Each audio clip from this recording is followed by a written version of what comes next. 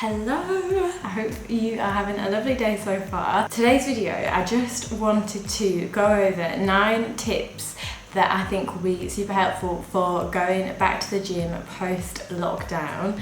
Yesterday was my first gym session back and oh my goodness, I honestly felt a little bit emotional walking in there. It was just the best feeling. I will never ever be ungrateful for the gyms ever again, and it's been almost 5 months, hasn't it, like since the gyms have been shut in the UK. Absolute craziness. Like, I never thought I would ever expect to have 5 months of no gyms open in the UK whatsoever. So here we are, you know, we all survived, and I had a massive love-hate relationship with home workouts, but I think everyone dealt with it so well and we got through it, and we're here to tell a tale, so that's the main thing. I wrote down a few little tips and I'm just going to go through them. I'll jump straight into it. Before we do that, if you could hit this video with a like, I would really appreciate it. It just supports my channel and everything like that. Number 1, take things gradually. Don't go into the gym expecting to lift the same weights that you were lifting pre-lockdown. A really exciting time, and I know you just want to jump straight into it, but that is a really bad idea, and you don't want to injure yourself or just dishearten yourself on a whole. Like, absolutely, without a doubt, you will have most likely lost some strength. I know I have, and size, with not having access to weights. That's pretty, like, really normal. But you also, like, most importantly, you really don't want to give yourself like the worst DOMs by overdoing it, and then, you know, you would literally be in so much pain. I've been there in the past, and, you know, not being able to get the most out of my sessions for like a week or something. So yeah, that is definitely, do not do that. Just go in with the mindset knowing that you're not going to be able to lift the same weights, and just start gradually and go from there. So that's the first one. Number 2 is focus on your form. That is the most important thing. Like yesterday when I went on the hack squat, and obviously I haven't been on or used that machine in like 4 or 5 months. So I just had to rejig my memory, and that's going to be pretty natural. So just take the weights completely off and focus on your form first off.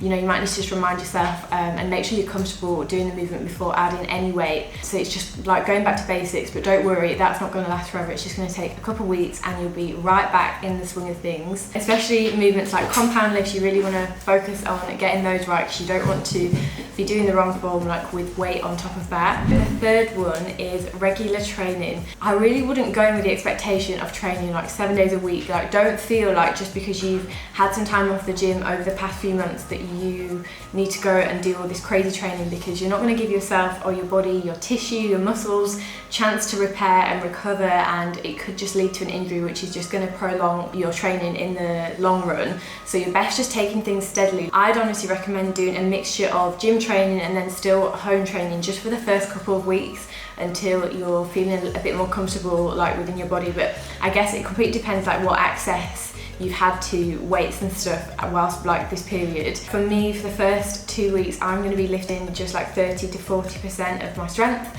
and going from there. Just most importantly, just don't rush your body. Like, train 3 times or something in the gym, or mix it between doing a mixture of like home workouts as well as gym training, and just suit yourself. Like, there's no rush, the gym is going to be there, and just take it one step at a time. Like, you just don't want to overdo it and then end up having to take like long rest periods and just feel disheartened. So number 4 is don't increase your volume and do movements such as like air squats or anything that you can sort of do at home, like sit-ups or something. Like, take advantage of having the equipment that you have in the gym and the machines and stuff. In terms of volume, you don't need to be doing 6 sets of 15 reps of like compound lifts. That's just not going to benefit you in the long run and will just be ridiculous. You don't need to do that because you've had time off. Just be sort of more patient with yourself. Number 5 is going with a plan. I would really advise, and I feel like this is one of the most important things about having effective sessions. I know it helps me so much. Like, if I don't go in with a plan, I just sort of end up wondering about, and especially if you've got like a time constraint, say if you've got a time slot, I know some gyms are doing that at the moment, then you really want to be effective with your time and get the best out of your workouts and, you know, feel at your best really. I always find just like writing it in my notes on my phone. I do quite like writing it down, but I just think with like the health situation of taking a notepad in and like moving it around the gym, I think it's better on your phone, or if you've got a plan with a coach, anything like that, I really think that is super beneficial and just going to help you get like optimize your results and just performance in the gym as well. Do not slack on warm-ups. I've been there, I feel like we've all been there, where you just want to dive straight in because you're so excited to be back, I guess. And just even if you're like rushing, say if you're going before work, you're training, really don't slack on warm-ups. Like I've been there, I've slacked with my warm-ups and then ended up getting injured and having to have like months off or months not training like a certain body part, and it's so frustrating. As well as that, warm-ups are really going to help you get that like mind to muscle connection and activate like certain muscles that you might not have moved at all. Like I know some people haven't actually like done any home workouts because it's just not for them. It is so crucial, and just I can't stress how important it is. Like just don't get too excited and forget your warm-ups. And number 7 is keep a focus on your muscle recovery. This is so important. Like I've been there in the past where I used to hate rest days and I didn't see them as beneficial. I felt like I was going to slow down my progress by having rest days, but it's the complete opposite. Rest days, having at least 2 rest days is so important. It helps your muscle growth, just your overall like nervous system repair and recoup. You're going to optimize your future sessions just because you're like better rested, and especially with not training for like a long period of time, it's going to be even more beneficial to take them 2 rest days.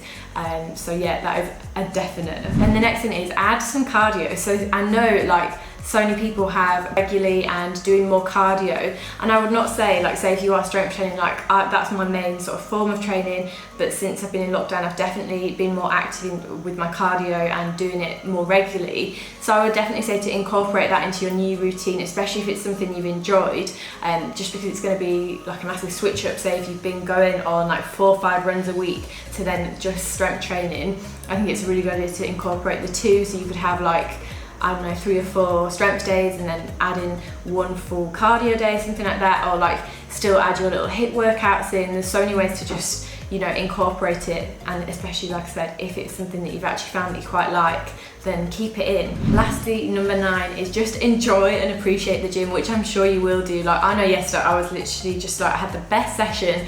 I felt like I could have just kept training and training, and I've never felt more grateful for the gym in my whole life. And I think that just comes down to, because we've been deprived of the gym, which I guess I never even thought in my lifetime I would not have the opportunity to train in a gym, if you know what I mean. So it's really made me appreciate it more. I do think as well that's going to keep us much more motivated in the gym, knowing that like, you know, we've gone without it for a long period of time, and I think that'll make you just feel like you need to make the best and most of your each session, without obviously going, you know, crazy with your compound lifts and whacking loads of weight on if you haven't moved much or used any weights over the past few months. So that is all of my tips. I really hope that is useful. I wanted to keep this video quite short and just run through just some helpful tips that I know will help a few of you. Let me know what other videos you would like to see next, and if you haven't already, I would love you to stick around by liking and subscribing to this video. And I really hope you enjoy your gym sessions back. I would love to hear if you are going back to the gym or if you're continuing doing like your home workouts in the comments down below,